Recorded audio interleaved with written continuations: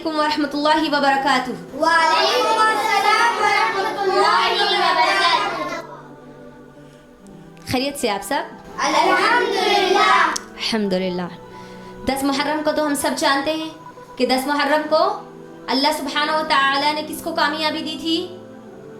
موسیٰ علیہ السلام کو۔ کس کو؟ موسیٰ علیہ السلام۔ جہاں پر اللہ نے موسیٰ علیہ السلام کو کامیابی دی تھی، اسی 10 محرم کو تاریخ میں، ہسٹری میں ایک ایسا بھی واقعہ پیش آیا، ایک ایسا سانحہ پیش آیا جس کو آج تک امت نہیں بھلا سکی، یعنی واقعہ کربلا، شہادت حسین۔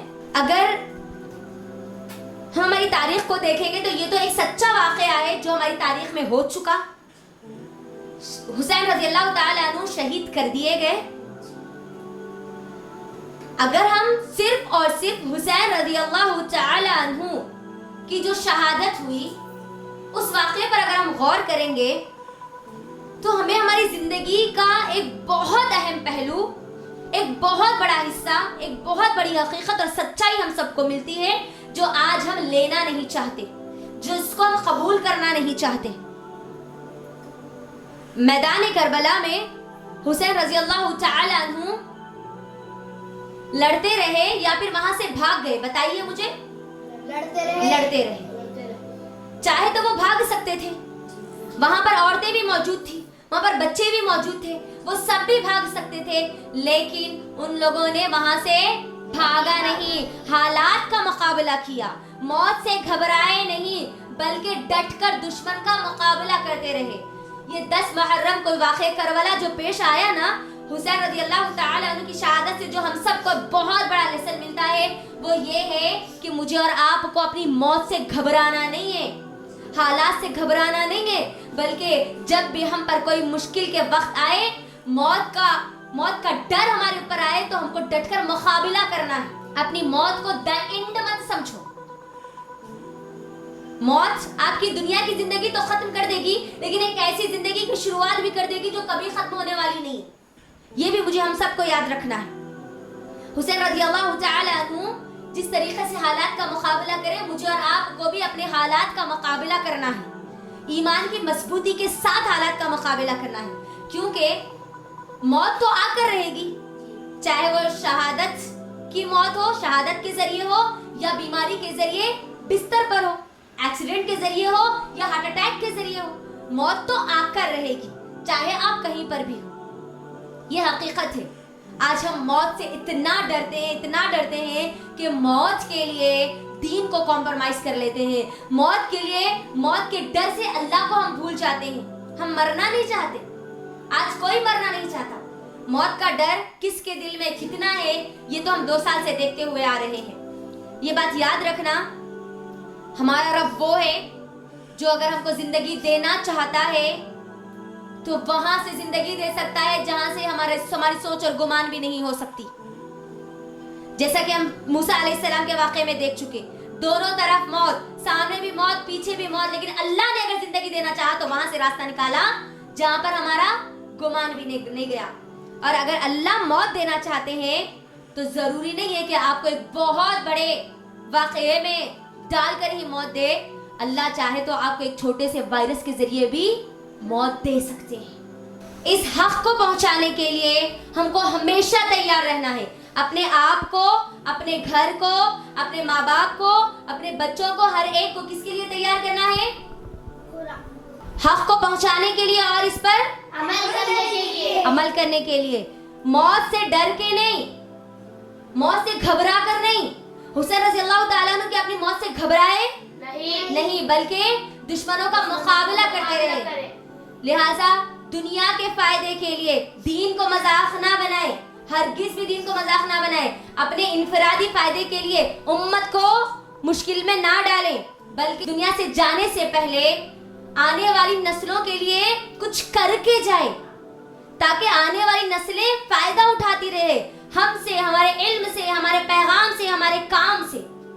اس دنیا سے جانے سے پہلے کچھ کر کے جاؤ، شہادت کا جذبہ اپنے اندر پیدا کرو، اللہ سے شہادت کی موت مانگو، کیونکہ جو شہید ہوتے ہیں موت تو مرنا ہی ہے نا، چاہے آج ہو چاہے 10 سال بعد ہو یا 100 سال بعد ہو، موت تو آنی ہے۔ شہادت کی موت مل جائے تو کتنی بڑی بات ہوگی، ہے نا, جنت میں وہ اعلیٰ مقام ہمارے بڑے بڑے اکابرین صحابہ کے ساتھ ہم ہوں گے. یہ چیزیں ہم کو اللہ سے مانگنی ہے, اور کبھی بھی ہم کو دشمن سے نہیں گھبرانا ہے. حق اور سچ بولتے ہوئے اور انصاف کا معاملہ کرتے ہوئے کبھی بھی دشمن سے نہیں گھبرانا. کیوں؟ کیونکہ دشمن ہمارا کچھ نہیں بگاڑ سکتا. ابن تیمیہ رحمہ اللہ کہتے ہیں ہمارا دشمن ہمارا کیا بگاڑے گا, کیونکہ میں تو اپنی جنت ہمیشہ ساتھ لے کے پھرتا ہوں.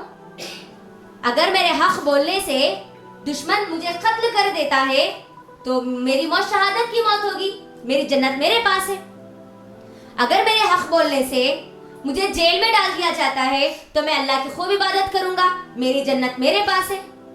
اگر میرے حق بولنے کی وجہ سے مجھے وطن سے نکال دیا جاتا ہے تو میں اللہ کی زمین کو گھوموں گا, پھروں گا اور اللہ کا شکر ادا کروں گا, اس کی قدرت کے نظاروں کو دیکھوں گا, میری جنت میرے پاس ہے. تو میرا دشمن میرا کیا بگاڑے گا جب میری جنت میرے پاس ہے. موت کے ڈر سے کبھی بھی دین کو کمپرومائز نہیں کرنی چاہیے. اگر ہماری صحابیات موت کے ڈر سے دین کو کمپرومائز کرتی ہوتی یا موت کے ڈر سے ڈر جاتی تو آپ مجھے بتائیے ام سلیم رضی اللہ تعالی عنہ 9 months کی پریگننسی میں احد کے میدان میں دشمنوں کا مقابلہ کر رہی ہے نبی صلی اللہ علیہ وسلم کے دفاع میں, نبی صلی اللہ علیہ وسلم کو بچانے کے لیے. اگر وہ موت سے ڈر جاتی تو کیا وہ جنگ کے میدان میں تلوار لے کر دشمنوں سے لڑتی؟ جواب دیجئے. نہیں لڑتی. یہ بات ہمیشہ یاد رکھنا ہے. آپ کہیں پر بھی ہو, اللہ نے اگر آپ کی موت لکھ دی تو آپ کو مرنا ہے. کہیں پر بھی ہو, چاہے وہ بیماری کے ذریعے ہو, چاہے وہ ایکسیڈنٹ کے ذریعے ہو, چاہے وہ ہارٹ اٹیک کے ذریعے ہو, چاہے وہ کرونا وائرس کے ذریعے ہو, کسی بھی ذریعے ہو, موت آنی ہے تو وہ آ کر رہے گی. یاد رکھنا, اگر اللہ کے دین کا کام کرنے پر موت آ جائے گی, قرآن کا پیغام پہنچانے پر موت آ جائے گی, دین کا کام کرنے پر جیل میں ڈال دیا جائے گا, ملک سے نکال دیا جائے گا. اگر یہ چیزیں ہمارے ذہن میں آتی ہے موت کے ڈر سے تو ہم کو یہ بات یاد رکھنی ہے خالد بن ولید رضی اللہ تعالیٰ عنہ نے ہم سے کیا کہا تھا. خالد بن ولید رضی اللہ تعالیٰ عنہ کہتے ہیں جب وہ موت کے وقت مرض الموت میں تھے, بستر پر تھے, تو انہوں نے کچھ لوگوں کو بلا کر کہا لوگوں میرا پیغام ان بزدل لوگوں تک پہنچا دینا. جنگ کے میدان میں اگر ہر ایک کو موت آنی ہوتی تو خالد بن ولید کو بستر پر موت نہیں آتی. حسین رضی اللہ تعالی عنہ ہو یا پھر ہمارے تمام کے تمام صحابہ, ان تمام کے تمام صحابہ کے اندر اللہ کو راضی کرنے کا جذبہ کٹ کٹ کر بھرا ہوا تھا. وہ کسی بھی معاملے میں دین کو کمپرومائز نہیں کرتے تھے, چاہے دین کو بچانے کے لیے, چاہے دین کی حفاظت کے لیے ان کو ان کی جان ہی کیوں نہ دینی پڑے. اور آج ہمارا معاملہ کیا ہے, ہم چھوٹی سی چھوٹی چیزوں پر چھوٹے چھوٹے بہانے بنا کر دین کو کمپرومائز کر لیتے ہیں, دین کو چھوڑ دیتے ہیں, موت کے ڈر سے یا لوگوں کے ڈر سے.